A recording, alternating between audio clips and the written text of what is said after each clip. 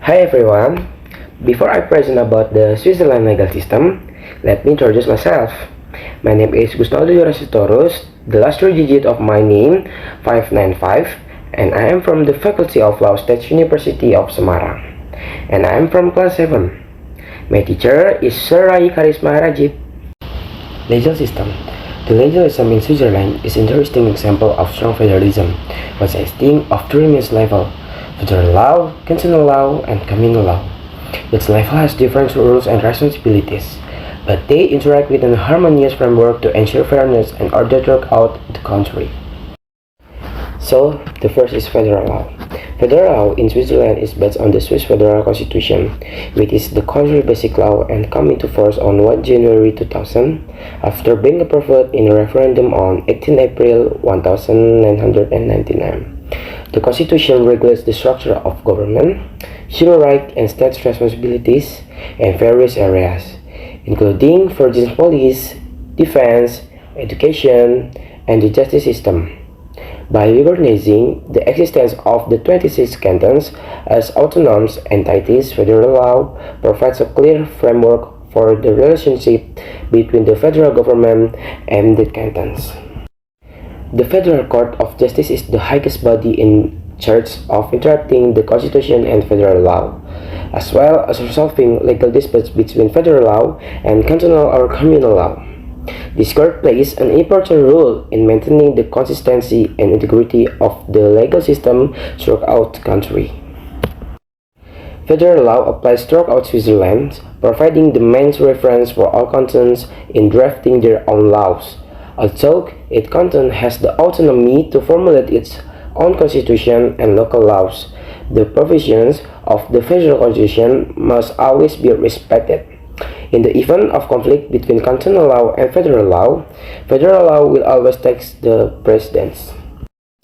Overall, the federal legal system in Switzerland not only serves the organized everyday life but also reflects the value of democracy, pluralism, and local autonomy.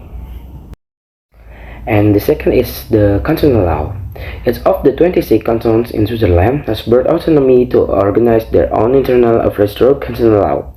These cantonal laws are governed by each canton's constitution, which also them to create laws that reflect their local needs and characteristics.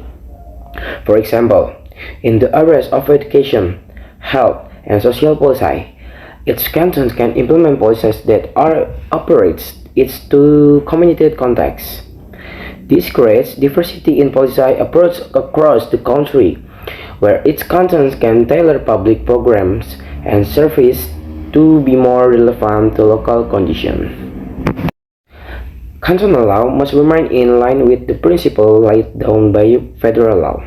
This means that while cantons have the freedom to organize their own affairs, they cannot legislate against the provisions of federal law.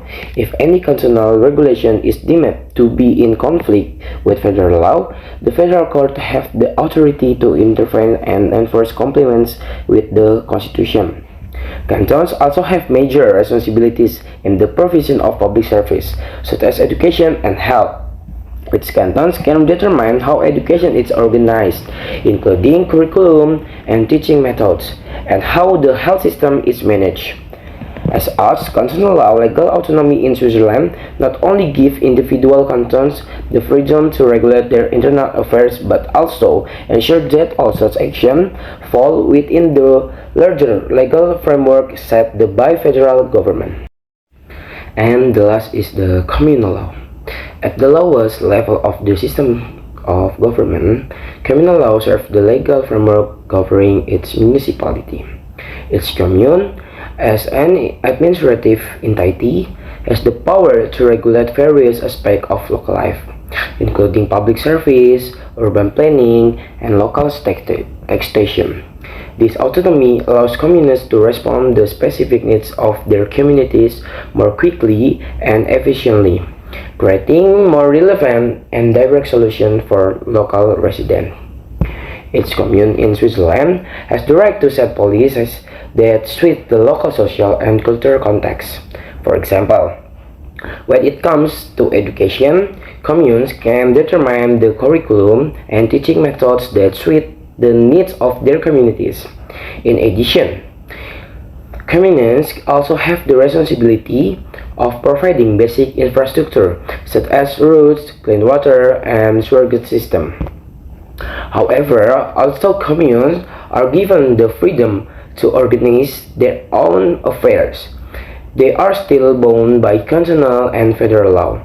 This means that all regulation made by the commune must be in line with province, laid down by the higher law. If there is a conflict between communal regulation and constitutional or federal law, then the higher law will take precedence. The interaction between communal, constitutional, and federal laws not only maintains the balance of power but also ensures that all citizens can enjoy their rights efficiently and fairly. Next, it's about principle of subsidiarity. In Switzerland, the principle of subsidiarity serves as an important guide in the interaction between the three levels of law in Switzerland: federal, constitutional, and communal. This principle encourages problem solving at the lowest possible level of government, so that if an issue can be resolved at the communal law, there is no need for intervention from the constitutional law or federal law. This approach not only creates efficiency in decision making, but also ensures that public policies are more responsive to the needs for local communities. So, that's all I can say about the legal system in Switzerland. If there are any shortcomings and mistakes in my presentation, please forgive me. Thank you.